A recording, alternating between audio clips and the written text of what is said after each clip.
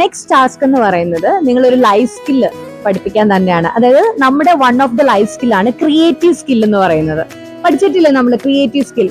അങ്ങനെയാണെങ്കിൽ ഈ ഷോപ്പിൽ പല സ്ഥലത്തും ഐറ്റംസ് അറേഞ്ച് ചെയ്ത് വെച്ചിരിക്കുന്നത് ഭയങ്കര ക്രിയേറ്റീവ് ആയിട്ടാണ്. കസ്റ്റമേഴ്സിന് പെട്ടെന്ന് അട്രാക്ട് ചെയ്യുന്ന രീതിയിലാണ് അറേഞ്ച് ചെയ്തിട്ടുള്ളത്. അപ്പം നിങ്ങൾ ഓരോ ടീമും ഓരോ സ്പോട്ട് ചൂസ് ചെയ്യണം. ഏറ്റവും ക്രിയേറ്റീവ് ആയിട്ട് പ്രോഡക്ട്സ് അറേഞ്ച് ചെയ്ത് വെച്ചേക്കുന്ന ഓരോ സ്പോട്ട് ചൂസ് ചെയ്യണം. അതാണ് അടുത്ത ടാസ്ക് എന്ന് പറയുന്നത്. ലൈഫ് സ്കില്ല് പഠിക്കാൻ വന്നതാ. അതിൻ്റെ ഒരു ടാസ്ക് ആണ് ക്രിയേറ്റീവ് ആയിട്ട് സാധനങ്ങൾ അറേഞ്ച് ചെയ്തിരിക്കുന്നത് കണ്ടുപിടിക്കാനുള്ളത്. അപ്പൊ ഇത് എന്തുകൊണ്ടാണ് ഇങ്ങനെ ക്രിയേറ്റീവ് ആയിട്ട് ചെയ്യാനുള്ള കാരണം? അതിനുള്ള എന്താണ് അതിന്റെ ഒരു ഇത്?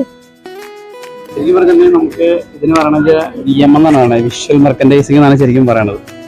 നമ്മള് ഒരു പ്രൊഡക്റ്റ് നമ്മളിപ്പോ ചുമ്മാ എവിടെയെങ്കിലും കൊണ്ട് അടിക്കുകയോ ചെയ്യുന്നുണ്ടെങ്കിൽ അത് കസ്റ്റമർ ശ്രദ്ധിക്കൂല. നമ്മൾ ക്രിയേറ്റീവ് ആയിട്ട് എന്തെങ്കിലും ചെയ്ത് വെച്ച് കഴിഞ്ഞാൽ കസ്റ്റമർ കയറി വരുമ്പോൾ തന്നെ അതാണ് നമ്മൾ കയറി വരുന്ന സ്ഥലത്ത് നമ്മൾ ചെയ്യുന്നത്. അങ്ങനെ ചെയ്ത് കഴിയുമ്പോഴാണ് കസ്റ്റമർ ശ്രദ്ധിക്കുക. നമ്മൾ അല്ലാത്തൊരു സ്ഥലത്ത് കൊണ്ടുവച്ചിട്ട് ഒരു പ്രൈസ് അടിച്ചു വെച്ച് കഴിഞ്ഞാൽ ഒരിക്കലും സെയിലാവില്ല. പിന്നെ അതുപോലെ തന്നെ ഇപ്പോൾ വെച്ചേക്കണ മിക്സർ ഐറ്റംസ് ഒക്കെ കണ്ടില്ലേ, ഐറ്റംസ് നമ്മൾ വേറെ സ്ഥലത്ത് നമ്മൾ വെച്ചിട്ടുണ്ട്. പക്ഷെ അവിടെ നടക്കണേക്കാളും കൂടുതൽ സെയിൽ ഇവിടെ നടക്കും. സെയിം ഐറ്റം ഒരുപോലെ അടുക്കി വെച്ച് കഴിയുമ്പോഴത്തേക്കും വരുന്ന എല്ലാവരും അതിനകത്ത് അട്രാക്ട് ചെയ്യും. അതുപോലെ തന്നെ അവിടെ ബുക്ക് അടുക്കി വെക്കുന്നുണ്ട്, അന്ന് നോക്കി കഴിഞ്ഞാൽ മനസ്സിലാവും.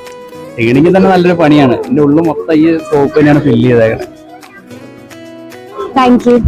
ഇതാണ് നമ്മൾ കണ്ടുപിടിച്ച സ്പോട്ട്. ഞങ്ങളുടെ സ്പോട്ട് ഇതാണ് ഞങ്ങൾ കണ്ടുപിടിച്ച സ്പോട്ട്.